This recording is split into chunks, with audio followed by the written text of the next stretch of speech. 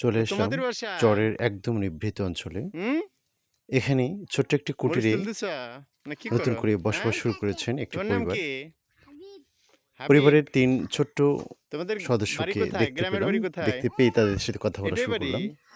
জিজ্ঞেস আগে করলাম বাড়ি কই ছিলা তাদের পূর্ব ওই চরে ছিল ওই বাসস্থানের চরে কথা। দেখিয়ে দিল দূর নদীর দিকে।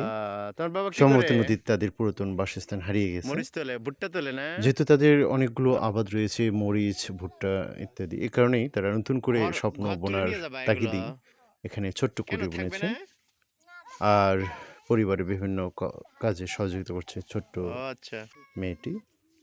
সামনে দেখতে পাচ্ছি দিগন্ত জোড়া মরিচ ক্ষেত। দেখতে দেখতে চোখ জুড়িয়ে যায়।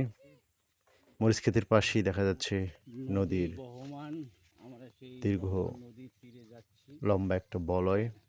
হাঁটতেছি আর এ দেখতে দেখতেই আমাদের চোখ জুড়িয়ে আসে। তো ভাইরাল জায়গা দর্শক বন্ধু, এই নদীর চারপাশ ঘিরেই এখানে চলে চর জীবনযাত্রার এলাকা নয় অর্থনীতির চাকা। কেউ এখানে মাছ ধরতে আসে, কেউ বা আবার নদীর তীরে নতুন করে স্বপ্ন দেখে বাঁচার।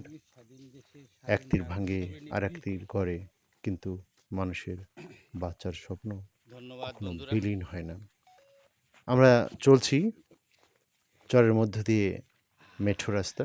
আসলে চরে রাস্তা বলতে যেদিকে যাওয়া যায় সেদিকে রাস্তা। তারপরেও নীরবে এই পথ ধরেই যেহেতু ঘোড়ার গাড়ি, যেটা চর এলাকার একমাত্র বাহন, এই তো খুকি সেটা আমরা দেখতে পাচ্ছি।